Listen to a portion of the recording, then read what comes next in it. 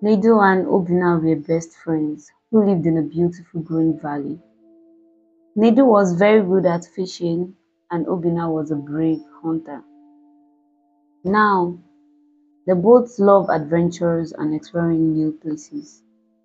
Due to this, they were always seen together and this made people in their village call them the artificial twins. One day, while hunting, Obina killed an elephant, which was a big deal because no one else in their entire village had ever done that. This brought a lot of respect from the other hunters because they usually caught small animals like squirrels and antelopes. The news of Obina's act spread like wildfire, making him very famous. On another day, while fishing, Nedu caught a very huge fish that could feed the entire village for at least 3 days. He had tried to get other fishermen to go out with him, but they were too scared to go to the dangerous part of the sea where he caught the fish, for it was too deep and their little boat could not reach there. Getting tired of their fame, Nedu and Obina decided to go on a new adventure. This time, they had no place in mind but hoped to find something strange in the evil forest. They trekked for days through the forest, hungry and worn out. While trying to rest, Obina suddenly found a hidden cave. Nedu, look at this, Obina said. He went closer and pulled the vines away from the cave's entrance. They both stepped inside. Inside the cave, it was very dark and damp, making their footsteps echo. At a point, they started to hear strange voices of people speaking in a foreign language. They imagined them to be spirits. This made them scared at first, but being brave men, Nido and Obina decided to move on. They followed the voices until they suddenly found themselves in a bright room, but there was no light. The room was lit with shining crystals. The walls had very old carvings. They immediately knew they were in a great place, which had secret paths. Looking around the room, Nido found a pedestal that carried a golden amulet covered in precious gems. This must be a treasure, Nido thought to himself, but why is it here? He looked over at Obina, who was trying to read the carvings and interpret them. Obi, leave the wall and come and see this treasure. What do you think of it? Obina said. As he tried to touch the amulet, the cave began to shake and collapse. Obina, what have you done? Come on, Nedu. We need to get out of here now.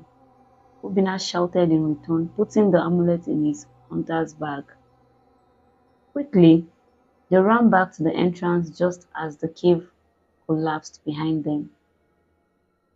Fortunately, they made it out safely with the amulet in hand. Recovering from the shock, they decided to cancel their adventure and return to the village. On their way back home, they kept wondering what powers the amulet might have. They knew it must surely have powers. This drew them closer, not just as best friends but keepers of an ancient secret. Several years passed. Nido and Obina had returned to their trade, one hunting and the other fishing. They became more successful men at these things, but a part of them longed to know the powers of the golden amulet. On a certain weekend in the 12th month of the year, Nido and Obina decided to return to the cave for another adventure. This time around, they decided to keep their journey a secret in a bid not to make their families worried. They knew there was more to discover in that secret cave. The journey back to the cave was not an easy task, as they had forgotten most of the pathways that led them there the first time. Even the air felt different.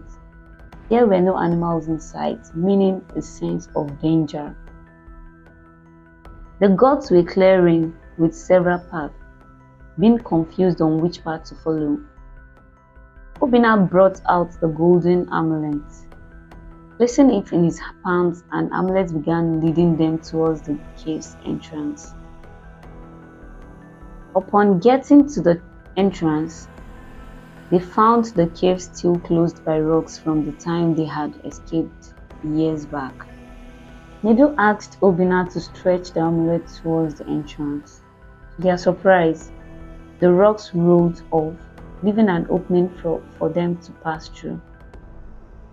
As they got back into the cave, they began hearing the strange voices they heard years back. The amulet began to shine and float. To their amazement, it guided them to hidden treasures within the cave, showing inner chambers filled with more treasures and skeletons of dead treasure hunters. Standing in the chamber filled with precious gems, gold, and precious stones, more than they had ever imagined, they were overwhelmed. Suddenly, they heard a little girl's voice saying, "You can fill the bags with the treasures here, but there is a limit.